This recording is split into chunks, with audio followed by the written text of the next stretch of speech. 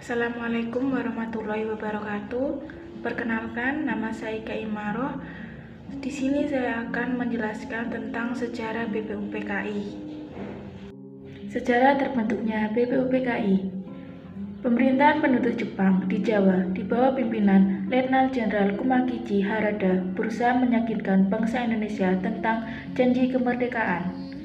Perdana Menteri Kaiso mengambil tindakan dan membuka pidato pada tanggal 7 September di depan wajah parlemen Jepang. Mereka berjanji akan memberikan kemerdekaan kepada wilayah Indonesia Timur atau sering disebut dengan Hindia Timur.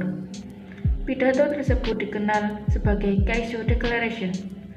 Tanggal 9 September 1944, lagu kebangsaan Indonesia boleh dinyanyikan kembali bersama dengan berkibarnya bendera di sebelah bendera milik Jepang. Padahal sejak tanggal 20 Maret 1944, Undang-Undang Nomor 4 telah melanggarnya.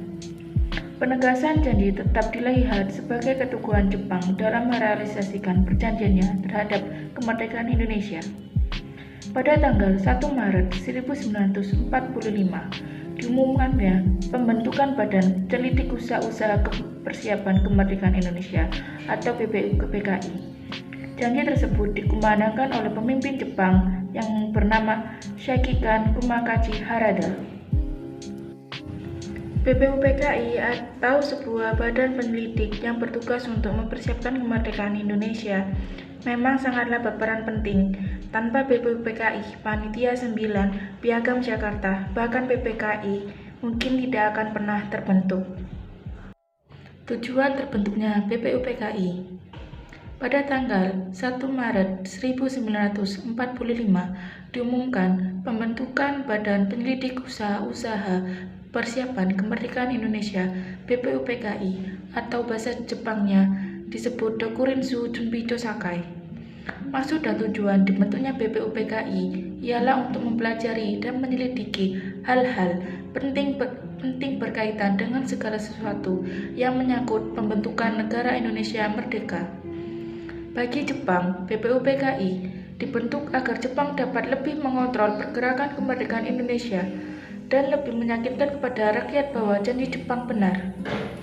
Sidang-sidang BPUPKI. Secara rinci, tugas-tugas BPUPKI yang paling penting adalah membentuk dan menyusun dasar-dasar Indonesia merdeka, membuat peraturan berupa undang-undang dan membuat reses selama sebulan, dan membentuk panitia kecil untuk menerima saran dan konsepsi dasar. Sidang pertama BPUPKI pada tanggal 29 Mei sampai 1 Juni 1945. Pada sidang pertama, rancangan asas terkait dasar Indonesia merdeka segera dipidatokan. Sidang kedua BPUPKI. Sidang kedua BPUPKI dimulai dengan adanya 6 anggota baru sebagai badan penyelidik. Ir Soekarno juga memberikan hasil laporannya atas pertemuan yang dilakukan pada tanggal 1 Juni 1945. Pertemuan tersebut adalah panitia kecil yang beranggotakan 8 orang, meliputi Ir Soekarno sendiri, Drs. Muhammad Hatta, Mirs A.A. Miramis, Sutarjo, Await Hasim, Ki Bagus Hadikusumo, Otto Iskandar Dinata, Muhammad Yamin. Tugas mereka adalah menampung dan mengidentifikasikan usulan dari BPUPKI. Namun, terjadi perbedaan pendapat antara golongan nasionalisme dan Islam. Golongan Islam menginginkan negara yang dilandaskan syariat Islam, sedangkan golongan nasionalisme berpikir sebaliknya. Mereka tidak menghendaki landasan negara berdasar hukum agama tertentu. Dan pada akhirnya panitia kecil tersebut kembali merumuskan kesepakatan dari formula kedua belah pihak di BPUPKI. Tujuannya adalah untuk mengatasi perbedaan dan menyelesaikannya dengan perdamaian. Akhirnya mereka berhasil menyepakati Piagam Jakarta pada tanggal 22 Juni 1945. Dasar negara tersebut tertuang dalam rancangan preambule, tepatnya pada alinea keempat. BPUPKI dibubarkan. BPUPKI akhirnya resmi dibubarkan pada tanggal 6 Agustus 1945 karena tugasnya dalam menyusun dasar negara dan undang-undang dasar telah selesai.